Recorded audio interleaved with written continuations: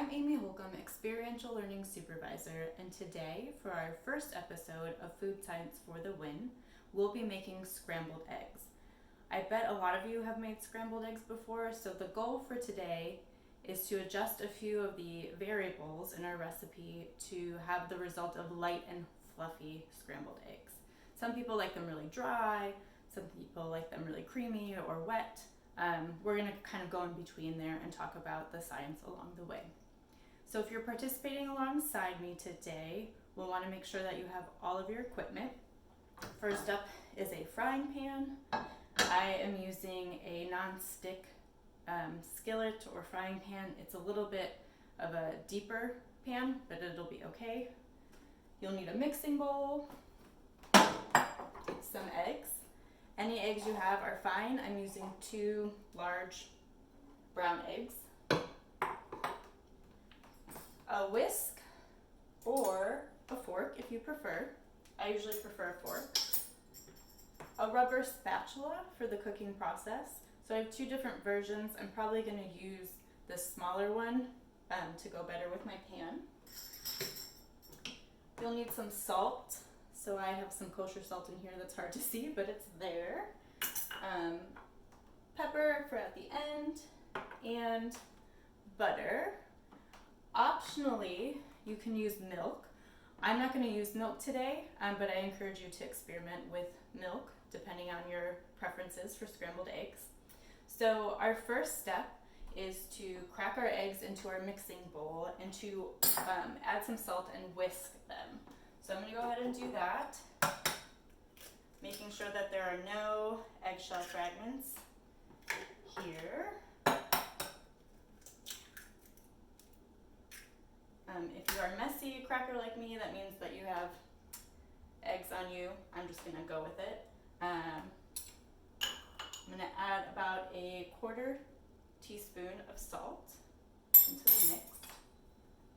And then I'm going to start whisking with my fork. So whisking is going to combine the egg yolk with the white. The whites have the proteins in it, and as the proteins cook, they bind with each other. And so if they bind really fast, then you're going to end up with harder eggs and a little bit of like a liquid leak at the end on your plate. You might have seen that. But if you add salt, it helps with the breakdown of the proteins, which means that they bond a little bit more like this instead of like this, if that makes sense. So we're going to go ahead and keep whisking a little bit, get some foam action in there, and it's looking pretty good. So I'm going to set that aside and turn on my burner. So I'm using a gas oven. If you're using an electric oven, the heat will be more even on your pan. With the gas grill, it's like wherever the flames are. And we're going to want to have a medium-high heat. So for me, that's about a 4 based on this burner, which is the power burner. And we will add some butter to melt too, and that'll help us determine if our heat is good. If we have too much heat, the butter will bubble a lot as it's melting, and that's not a great sign. Higher heat will lead to a faster solidification or coagulation of those proteins, which means you'll get like hard, rubbery, gross, in my opinion, eggs. I only have spreadable butter too, by the way, so we'll just go with that, see what happens. The type of pan you're using too will also affect how the heat is distributed. Non-stick is great for eggs. I have a cast iron that I only use for like frying eggs. Scrambling them is a little bit harder, but the heat is going to be centered in that middle of the pan. So we want to make sure that we're, distributing our butter as best we can. Let it heat up a bit. If we have too low heat, then it takes a really long time. Scrambled eggs should take about 2 minutes to set. And you might have heard the saying that if they're cooked in the pan, they're overcooked. So we'll be keeping an eye on the look of our eggs. Another thing with salting is if you salt in advance and let your eggs sit a bit, It'll help with that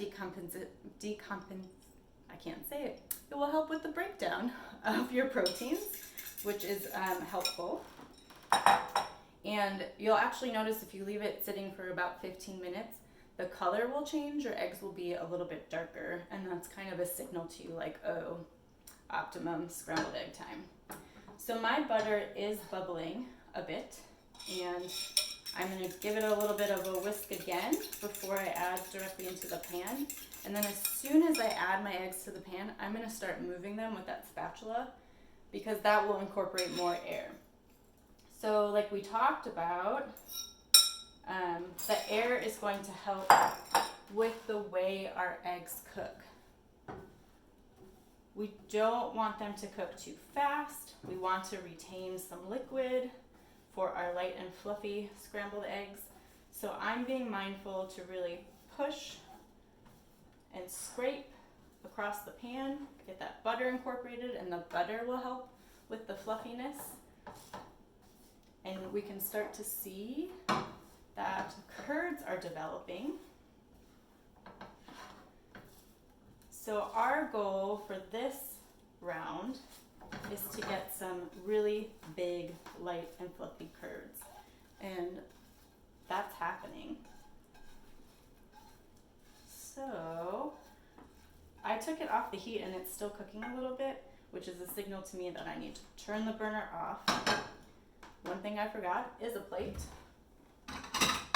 So we'll get our plate ready.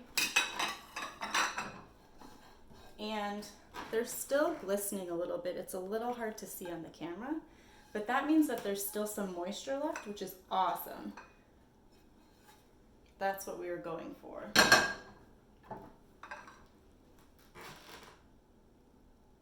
So they look pretty good to me for the light and fluffy effect.